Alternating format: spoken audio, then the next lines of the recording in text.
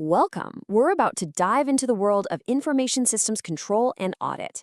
Now, I know that sounds a little technical, but it all comes down to one really simple question. How do we know that the digital systems we rely on every single day are safe, reliable, and actually doing what they're supposed to? I mean, really think about it for a second. Every time you bank online, use an app, or access your company's network, you're putting a ton of trust into a system you can't even see. So, where does that trust come from? How is it earned? And more importantly, how is it verified? That's the huge question we're going to explore today. And to guide us on this journey, we're building on the foundational concepts laid out by Professor Simon Maina Karume. We're going to walk through the absolute essentials that form the bedrock of this entire field. All right, here's our game plan. First, we'll nail down exactly what an IS audit is. Then, we'll get into the weeds of digital risk. After that, we'll look at the different kinds of controls we use to manage that risk, clear up the difference between security and audit, and finally, we'll zoom out to see where the auditor fits into the grand scheme of things. Okay, so let's kick things off with the big one.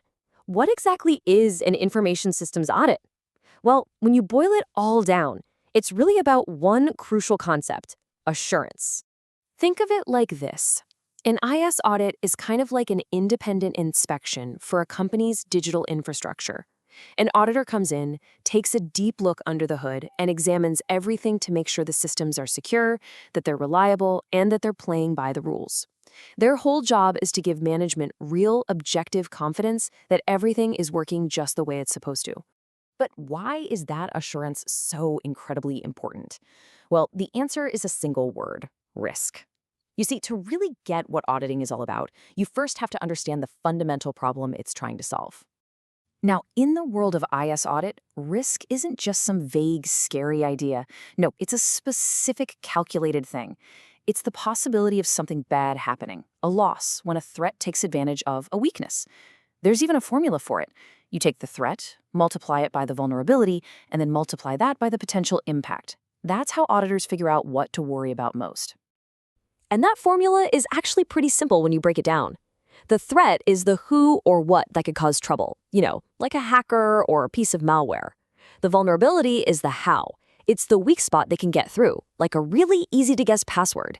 And the impact is the so what. What's the damage if they actually succeed? Understanding these three pieces is absolutely key to managing risk. So if risk is the problem, then what's the solution? Well, the answer is controls. You can think of controls as your digital defense system, a whole strategy of different layers designed to bring that risk way, way down. And these defenses come in three main flavors. First up, you've got preventive controls. These are things like passwords, and their job is to stop bad things from happening in the first place. But if something slips through, you need detective controls, like system logs, to spot that a problem has occurred. And finally, you've got corrective controls, like having good data backups, which let you fix the damage and get back to normal. A really strong system needs all three working together. This brings up something that trips a lot of people up. What is the actual difference between security and audit? They sound kind of similar, right? Well, the best analogy I've ever heard is to think of it as the builder versus the inspector. Here's how it works. The security team, they're the builders. Their job is to constantly ask, how do we protect our systems? They're the ones in the trenches, putting up the firewalls, enforcing password policies, and building the defenses. The audit team, on the other hand, they're the inspectors. They step back and ask a different question. Are the protections that we build actually working? Their job is to provide that independent, unbiased evaluation to make sure the walls are strong and in the right place. Okay, so let's pull the camera back for a second. How does all of this fit into the bigger picture of how a company actually runs? Because this isn't just about ones and zeros, it's a core part of business strategy. So you see, the IS auditor isn't just some nitpicker looking for mistakes. Their real value is in assessing if the controls are doing their job, finding risks the company might not even know it has, making sure they're following all the rules and standards, and here's that word again, providing assurance to the leaders so they can sleep at night. Which brings up a great question. What's the framework that holds all this together? How does an auditor's detailed work connect all the way up to the company's biggest goals? Well, the answer is a concept called GRC. The G is for governance. That's the leadership setting the direction and making sure people are accountable. The R is for risk, which we've been talking all about, finding and managing those threats. And the C is for compliance, making sure the company is following all the laws and its own internal policies. The auditor's work is a critical piece that supports this whole GRC structure. And that really brings us to the single most important takeaway. If you remember just one thing from all of this, let it be this quote: "Security builds protection, but audit provides the assurance that the protection actually works."